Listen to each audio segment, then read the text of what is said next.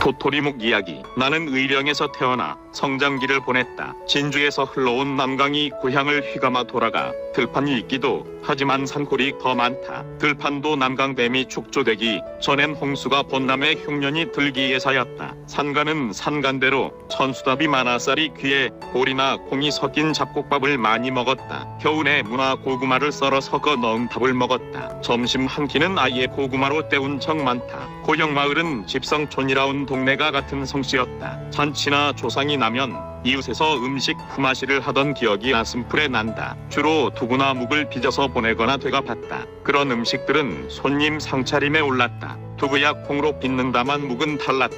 당시 빚던 묵은 메밀묵과 도토리묵이었다. 메밀은 농사로 지었고 도토리묵은 가을 산에서 도토리를 주워 말려두었다가 묵으로 빚었다. 명절이거나 어른 생신이면 집에서 역시 두부나 묵을 빚어 대가족이 나누어 먹었다. 요즘 와서도 두 음식을 맛볼 수 있으나 예전에 어머니가 손수 빚던 그 두부와 묵 맛이 아니면 어쩔 수 없다. 그래도 나는 어린 시절 향토 음식을 떠올리면 두부보다 묵을 빠뜨릴 수 없다. 메밀묵보다 도토리묵에 대한 나련한 향수가 남아 도토리를 주어 고향집 금영수님에게 보낸 묵을 맛보기도 했다. 10여 년 전 문학동인들이 북부 경북으로 문학기행을 떠난 적이 있었다. 봉정사를 둘러 회령포를 거쳐 금당실로 둘렀던 여정이었다. 점심자리로 예천 읍내 예약된 식당에 들었더니 청포묵이 나왔다. 어릴 적 녹도로 빚었던 청포묵에 대한 나련한 추억이 떠올랐다. 전분에서 녹말을 추출하는 원리의 같은 방식이지만 메밀묵이나 도토리묵보다 기소성이 있어서인지 묵맛이 새롭게 느껴졌다. 나는 가을이 익숙해지거나 날씨가 추우면 낙동강 강변으로 트레킹을 나선다. 섬낭진에서 물금까지도 여러 차례 다녀왔다. 섬낭진 송지에는 30년째 묵밥을 파는 부부가 있었다. 송지 장터 안에 육안의 식당이다. 강변 기차역이 명맥을 유지하는 양산 원동은 면 소재지임에도 한적한 시골인데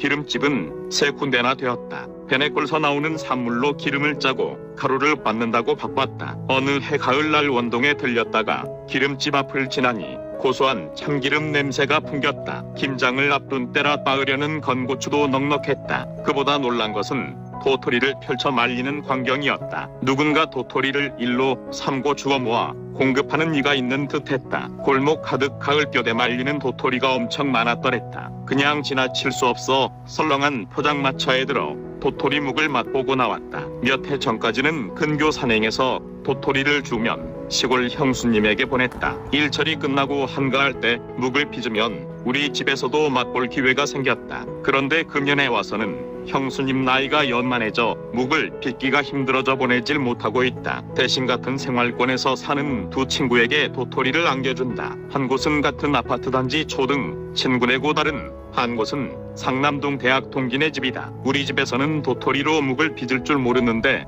두 친구의 아내는 묵을 빚을 줄 알아. 덕분에 나도 몇 차례 도토리 묵 맛을 보았다. 전통적 방식은 도토리를 말려 껍질을 까 방앗간에서 갈아 전분으로 묵을 만들었다. 근래 말리지 않은 도토리를 바로 가정용 분쇄기로 갈아 추출한 전분을 물에 담가 떫은 맛은 우려내 반죽을 끓여 묵을 빚는 모양이다. 전자보다 후자가 덜 번거로운 듯했다. 추석 전날 양미제에서 작대산 트레킹길로 들었다. 산새가 험한 바위거미와 길바닥에 떨어진 도토리가 발목을 잡았다. 허리를 굽혀주었더니 보조가 방까지 채워졌다. 무거운 도토리를 짊어지고 손에 든 채 양목이 고개에서 중방마을 내려가니 힘에 부쳤다. 같은 아파트 단지 친구네에게 보냈더니 갈색 묵을 빚어왔다. 도토리묵은 연사화실까지도 가져가 묵밥으로 몇 끼 비벼 먹을 참이다. 21년 9월 26일 연사화실 여산 주호동